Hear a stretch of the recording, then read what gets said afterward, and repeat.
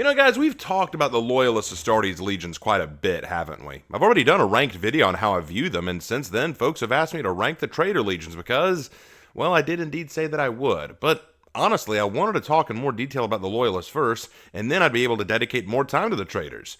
But after putting the poll up, everyone seems to want me to go ahead and rank the Traitor Legions too, so I suppose we better go ahead and get to it. Welcome to Crash Course Warhammer, where my brother and I discuss Warhammer with y'all and have fun doing it. Today, we're going to be ranking the Traitor Legions of Astartes. These are the legions who betrayed the Imperium during the Horus Heresy and are now opposed to the Imperium and its interests. Most have sworn themselves to Chaos Gods, while others are just assholes. But one thing is for certain.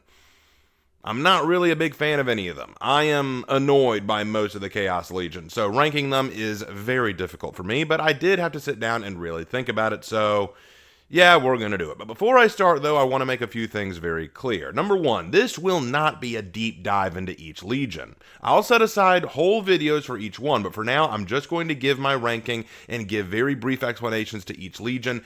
Don't come at me in the comments saying, oh, you missed this aspect of this legion, or you missed this aspect of this.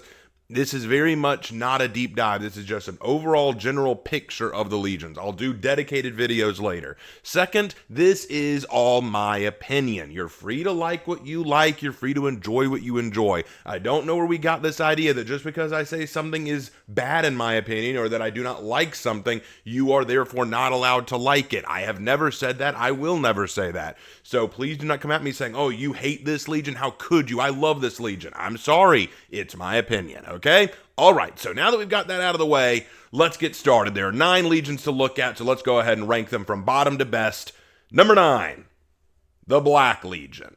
The Black Legion, once known as the Luna Wolves or the Sons of Horus, these are the, well, Sons of Horus Lupercal, sort of, we'll get to that. Horus was the arch-traitor and leader of the Great Horus Heresy, and after Horus's death at the hands of the Emperor, the Legion changed its colors to black and is now run by Abaddon the Despoiler, the current champion of Chaos Undivided. The Black Legion are cunning, ruthless, and sworn to the powers of chaos. They have conducted numerous Black Crusades to invade into the galaxy, and they are among the most numerous of the traitors. These guys are, in a sense, the Ultramarines of the Traitor Legions. They are the standard, the stereotype. Do you want a Chaos Legion without any real personality outside of "we're chaos"? Then the Black Legion is the way to go. I wouldn't mind this, but the other big problem with the Black Legion is they always win. Even when they lose, they always seem to win. Every single Black Crusade that failed, Abaddon always got something he wanted out of it. Even in moments when he should have taken an L, Abaddon still got a good yuck. Oh, and speaking of cringe, we are talking about him. Abaddon, you top-not-wearing bastard. I've got bones to pick with you, sir. You armless chump. You are without a doubt the biggest joke of a War Master. Why couldn't we get a real War Master in charge of Chaos Undivided? Like, I don't know, Karn, he's pretty awesome. He did solo you that one time and only didn't kill you because Karn himself stepped in because he finds you entertaining. Or what about Perturabo? He's a Primarch who serves Chaos Undivided. Why not him? Or, you know, how about effing Lorgar? You pitch hissy fits that make every other Chaos God turn their nose up at you and your Legion. And, oh, speaking of your Legion, total sham. Screw the Black Legion. Why? Because I think what I'm hating most about them is that they aren't even really Horus's Legion anymore. Yeah, you can't even really say, oh, these are the Luna Wolves. No, because now anyone can join the Black Legion, whether of Horus's gene seed or not. They aren't picky, which means they don't even have a real identity anymore. They're just the stereotype bad Marine. There's nothing to them, which is why they're on the bottom of this list. They are literally just grab a Traitor Marine, paint it black, you got yourself a Black Legion. What, did he come from a specific gene seed? Is there any specific aspect to his personality or outlook or aura besides the fact that he's traitor? Nah, he's just a traitor. Black Legion. Number 8, the Emperor's Children. The Third Legion and the Sons of Fulgrim. The Emperor's Children were so named because Fulgrim wanted to honor the Emperor by calling them his very own sons, and now they carry the name mostly to mock the Emperor. After Fulgrim fell to Chaos, his sons followed suit, specifically falling to the Chaos god Slaanesh, the god of perfection, desire, lust, and excess.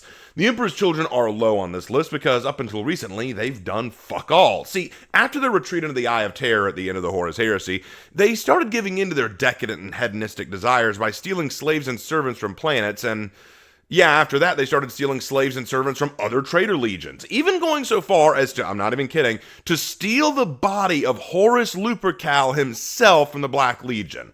This led to a large war between the traitor legions, which saw the retreat of Fabius Bile, and eventually the fracturing of the Emperor's children. Only recently have they begun to reform again under the Phoenix Conclave.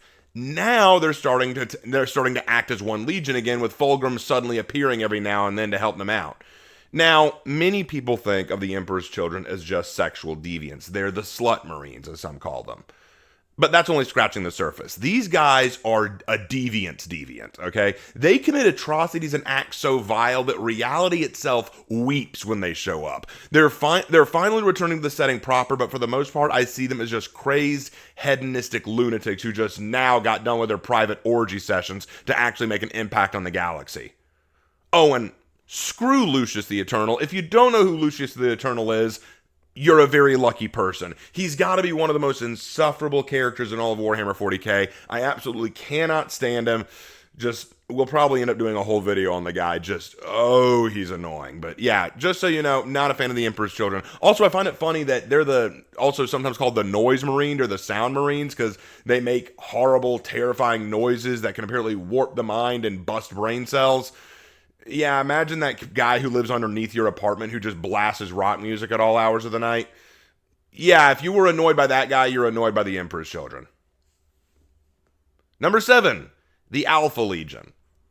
The Alpha Legion are the sons of the twin Primarchs Alpharius and Omegon. They're the 20th Legion. Now, I would tell you more about them, but I can't. See, I thought about putting them at the bottom of this list because I'm not even sure they are chaos. I mean, some of them are. Some of them worship chaos gods. We've seen that clearly. But then others aren't. Are they traitors? Maybe. I mean, they fought against the Imperium at times, but other times they fought with the Imperium. They've used demons before, but then other times they shun the use of demons. Are they loyalists? Are they traitors? I mean, they've been known to infiltrate other legions and spy on them. So are they enemies or aren't they? Who knows? Even their fans don't seem to agree, and that's the weird part. Everyone loves this about them. The Alpha Legion are essentially CIA. They're basically the spies. They're espionage experts. You never know what they're thinking because they don't even know what they're thinking. They're the definition of, we're making 10,000 calculations a second and every one of them is wrong. And it's by design. I'm actually surprised the Alpha Legion don't serve Tzeentch because, honestly, it fits in the same vein. You have no idea what they're doing or what they stand for, and that's the way they like it. And honestly, I find it effing annoying.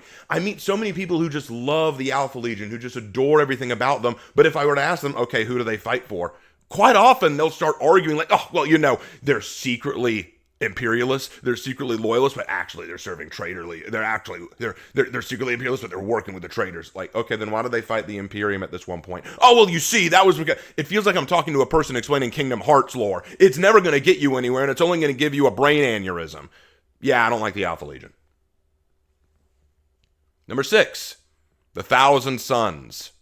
The Sons of Magnus the Red, and unquestionably the most renowned legion of psychers and scholars of the 20 legions. The Thousand Sons are a legion I do not hate.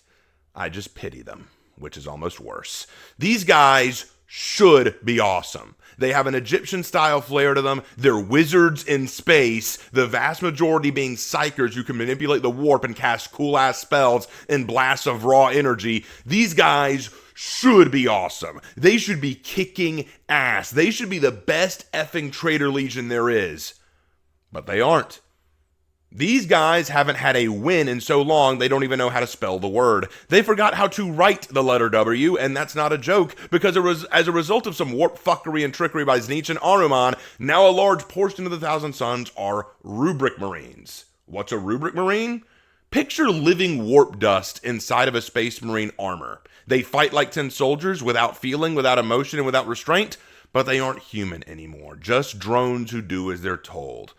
Though this ranking isn't about the Primarchs, I'm also going to say this. I'd like to point out that as of now, Magnus the Red, the Primarch of the Thousand Sons, has now not only lost a fight to Guilliman, but to effing Logan Grimnar, the Chapter Master of the Space Wolves. Oh yes, the Chapter Master of the Space Wolves beat a Primarch in one blow.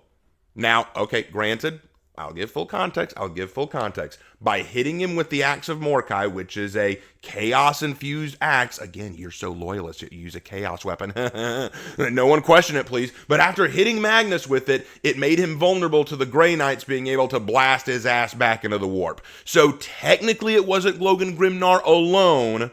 But keep in mind, hits him once with his axe, and that exposes him to being hit by the Grey Knights. As far as I'm concerned, that is still a one-shot KO from the Space Wolves against the frickin' Magnus.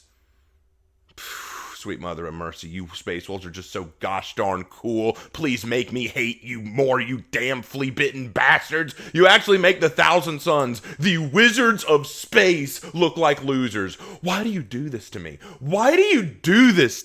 I want to like you, Wizards in Space, but you lost to a bunch of people in cosplay.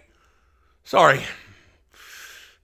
I'm not over this. I want to put the Thousand Sons at the top of this list, but I can't. And it's all thanks to you, you damn space furries. Number 5, the Night Lords. The Night Lords are the sons of Conrad Kurz, the Night Haunter. The Night Lords, even when they were loyal to the Imperium, were noted for their sadism.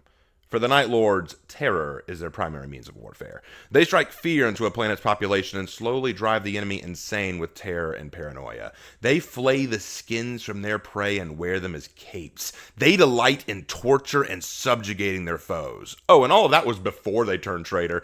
The reason I don't put them higher on the list is because the Night Lords are kind of irritating to me. Their aesthetic is good and all, but I think they get way too much love from the community. Why? Because the Night Lords don't really serve chaos. Oh, sure, some might, but most don't. They're just anti-imperial first.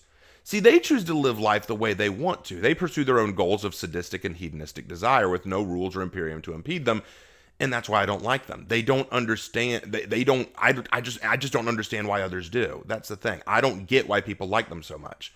They don't fight for anything. They have no real motive or larger goal beyond personal gratification. It's sad because supposedly Conrad Kurz initially wanted his Night Lords to be beacons of dark justice, bringing justice from the shadows. Basically think Batman if he broke his no-killing rule with a touch of sadism. But now they're nothing more than murder hobos going from planet to planet and engaging in wars for no other reason than because they want to satisfy their urge to kill. Conrad's Legion is nothing more than a bunch of highly equipped butchers and rapists, and people seem to like them for that. Sorry, at least the other legions have aspirations beyond just killing things. It's as a famous man once said, any fool can pick up a gun or a weapon and kill, but a real warrior fights for something higher than that. If that's true, then yeah, Conrad Kurz's boys are just a bunch of murder hobos, not real warriors. Number 4, the Death Guard. The Death Guard are the sons of Mortarion. At one point, they were renowned as the most tenacious and enduring of the legions.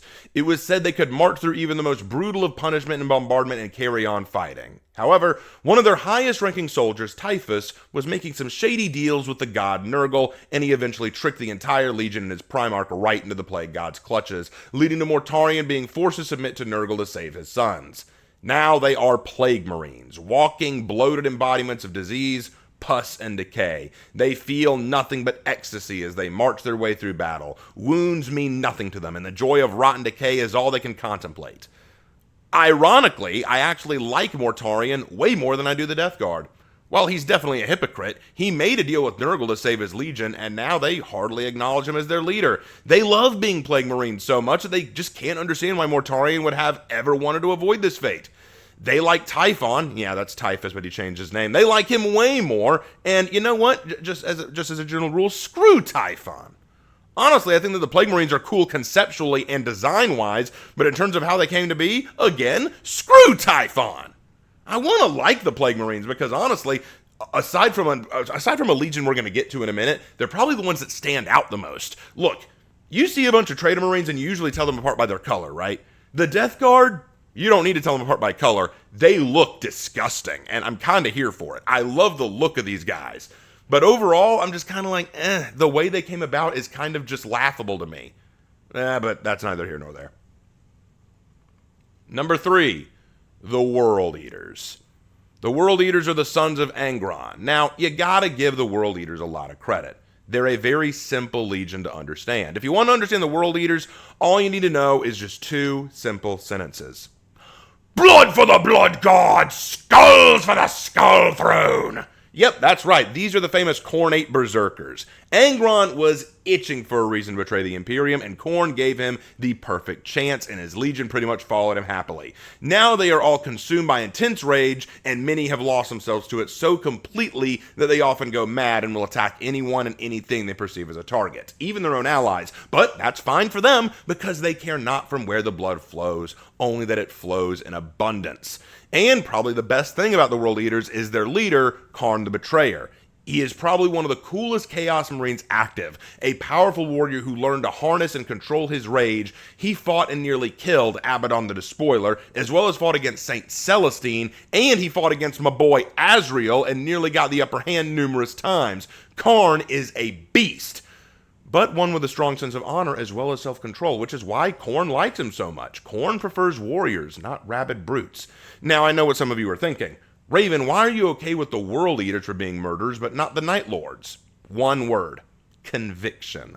The World Eaters fight for a god. They have a purpose. They have a higher motivation and calling. They have rage and lose themselves to it, true, but the Night Lords don't have that same rage. So when a World Eater goes off his rocker and slaughters a bunch of his allies or a bunch of innocent people, hey, you know what? That's part of the rage of Khorne. The Night Lords don't have that rage. What's their excuse? They just wanted to. And as far as I'm concerned, that's worse. Look, the Night Lords serve their own demented need to cause pain for no other reason than to do it for their own needs. The World Eaters do it because they've literally lost their minds to the god that they serve. Simple enough. Number 2, the Iron Warriors. The Sons of Perturabo, the Iron Warriors are probably the most effective, collected, and rational of all the Traitor Legions. These guys are so efficient and effective in war that they practically carried the Horus Heresy by themselves, having to clean up the messes of their fellow traitors and do the heavy lifting for them, only pulling out when Horus insulted them when they realized that they weren't getting the recognition or support that they desperately needed. Even now, they're some of the strongest traitor warriors around, masters of siege warfare, and hold a particular hatred for the Imperial Fist, who they are often compared to, and probably wrongly. But they're also callous and cold-hearted, willing to use slave soldiers as meat shields to deplete enemy ammo, and will slaughter whole Imperial worlds without mercy. They care little for each other either, and sometimes will settle grudge matches amongst themselves under the cover of battle. And though they do serve chaos, they swear loyalty to Perturabo first and foremost. They detest mutations and will replace mutated limbs with augmetics rather than accept mutation.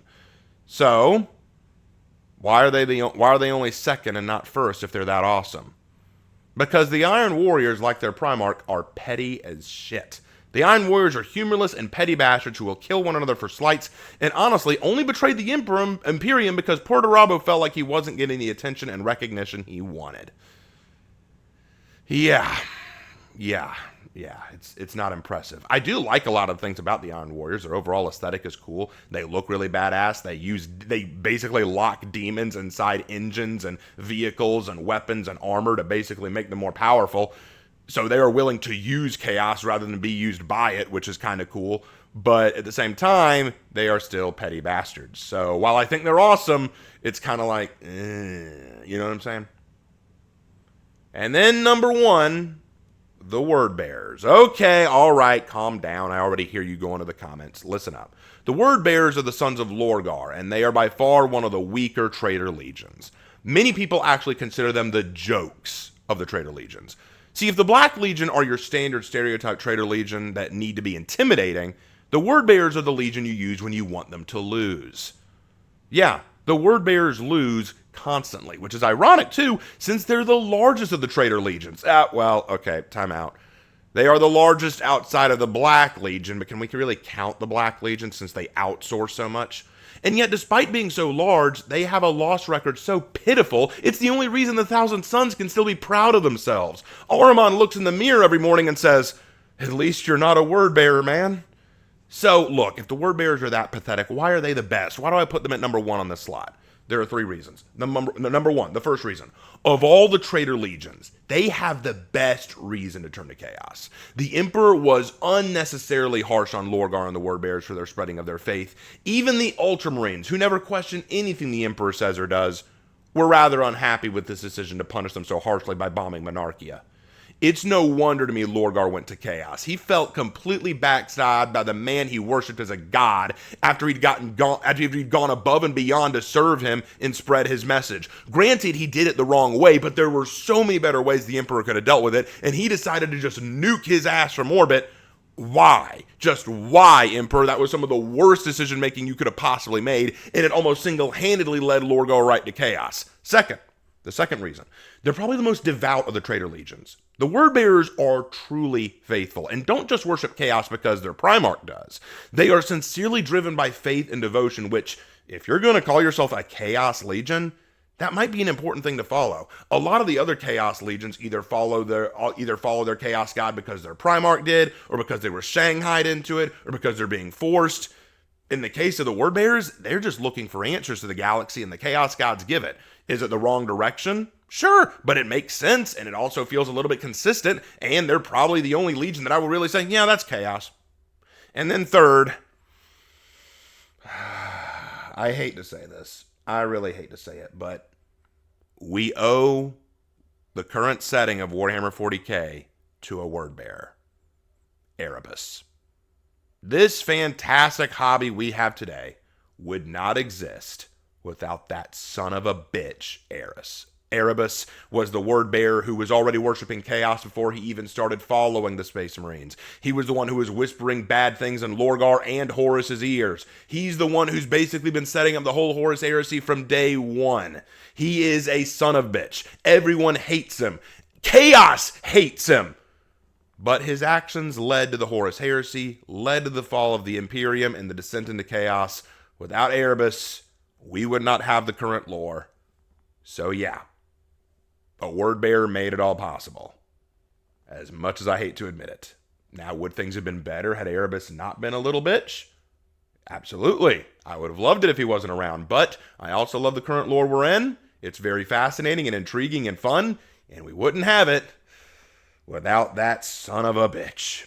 So, I gotta give that little tidbit to the Wordbearers. So, that is my list. Now, I want to reiterate here before I close out, again, this is all my opinion. This is all just my position. You're free to agree or disagree with anything I've said here. This is not me saying you can or cannot like any Legion. This is not me saying that your position would be any less valid than mine. I am just saying this is where I stand on it. This is what I think. And yes, I will go into deep dives on each of the Legions later on down the road, but I wanted to go ahead and get this ranking video out there because people have been asking me to do it. Please do not go off on me in the comments section, or I will get Azrael and Asmodai to hunt you down and make you repent. Thank you guys so much. I'll see you in the next video. Ta-ta!